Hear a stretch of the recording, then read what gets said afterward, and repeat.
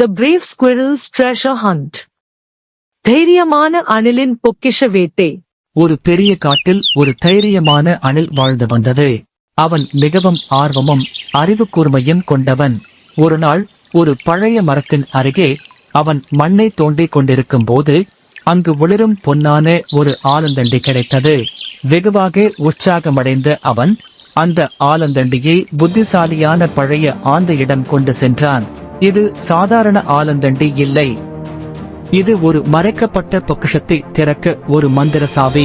ஆனால் அதை திறக்க 3 புதிர்களுக்கு சரியாக விடை கண்டுபிடிக்க வேண்டும்.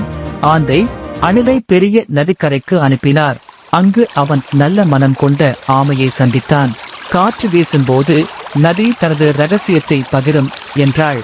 அணில் பொறுமையாக காத்திருக்க ஒரு குளிர்ந்த தென்றல் வீசியது. அப்போது ஒரு மெல்லிய ஒலி கேட்டான். உண்மையான பொக்கிஷம் பொன்னும் வெள்ளியும் அல்ல, அது பலருக்கும் மகிழ்ச்சியை தருவதாக இருக்க வேண்டும். அணில் ஆழமாக யோசித்து பார்த்து மகிழ்ச்சியாக நகைத்தான். பொக்கிஷம் எனது சொந்த பயன்பாட்டுக்கு மட்டும் அல்ல, அது அனைவருக்கும் பயனுள்ளதாக இருக்க வேண்டும். பிறகு ஆந்தை அணிலை பெரிய மலையில் அன்பான குரங்கை சந்திக்க அனுப்பினார். நீ விரும்பும் பதில் மிக உயர்ந்த பாறையின் நிழலில் இருக்கும் என்றது குரங்கு. சூரியன் மங்கும் போது மலை ஒரு நீளமான நிழலை உருவாக்கியது. அந்த தருணத்தில் அணில் உணர்ந்தான், கூடுதல் சக்தியுடன் கூடியது கூட ஒவ்வொரு கணத்திலும் மாறிக்கொண்டே இருக்கும். உண்மையான பொக்கிஷம் எதிர்பாராததாய் இருக்கலாம் என்று அணில் உணர்ந்தான். இறுதியாக காடின் பழமையான மரத்துக்கு சென்று அழகான மானை சந்திக்கும்படி ஆந்தை கூறினார். இந்த மரம் நூற்றாண்டுகளாக நிற்கிறது என்றது மான். நட்புள்ளவர்கள் அதன் குரலை கேட்கலாம் என்றது மான்.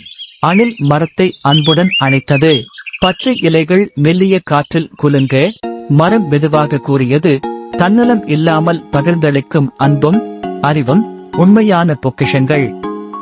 அணில் உற்சாகமாக ஆந்தையின் அருகே சென்று அவன் கற்றுக்கொண்டதை பகிர்ந்தான்.